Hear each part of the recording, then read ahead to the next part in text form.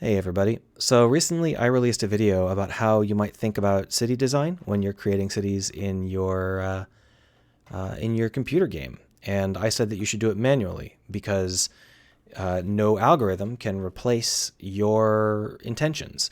No algorithm can know when the player should be paying attention or not paying attention.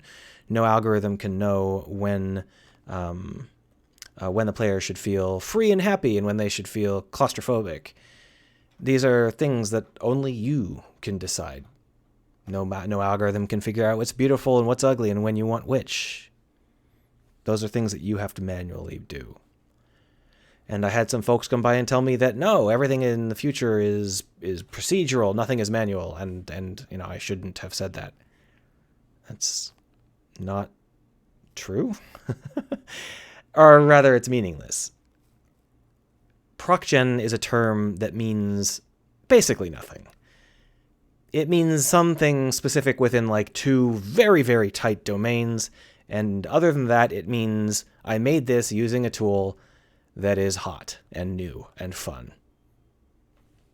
which isn't a very useful thing to say. I'll give you a basic example. Is this Procgen? ZBrush? Is ZBrush Procgen?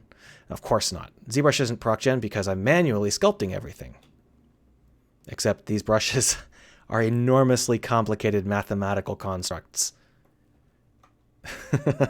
Also, there's a million things about this that are done using math that I do not understand. How does the mesh get created? When I remap the mesh using ZRemesher, how does that work? I don't friggin' know. It just does. How do the UV maps? I don't know how the UV mapping works. Oh, did I want 15 different textures for the face and I can flip between them?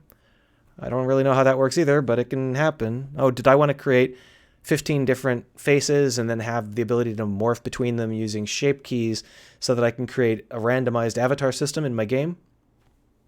No big deal. Is that Procgen?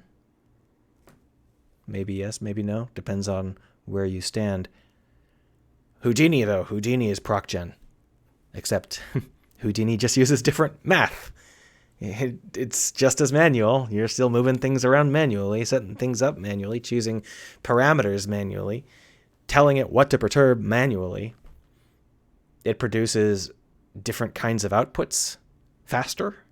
Like you can create a million different buildings in Houdini by telling it which kind of permutations you'd like, but those aren't any less manual. Not only did you manually set that all up, you have to manually choose which of those buildings is worthwhile. Procgen as a term is something you need to be careful to understand. It doesn't really mean what you think it means, and it's certainly not manual. When we talk about, for example, Procgen dungeons, everybody knows what a Procgen dungeon is.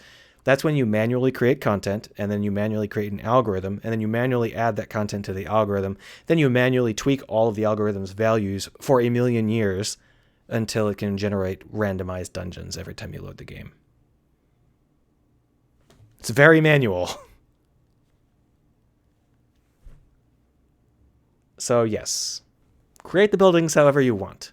There are trade-offs to using Houdini. There are trade-offs to not using Houdini. It depends on how big you need the city to be, how unique you want your buildings to be, all sorts of stuff like that. But what I'm talking about is where you should be putting your effort.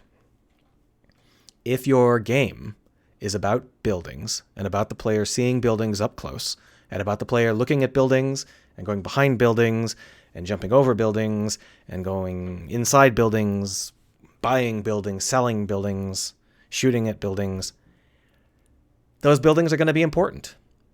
If the player is paying attention to something, you should be paying attention to that. You should be manually doing those things because that's what the player is doing. That's the closest interaction point. That's the thing that you and the player are connected across.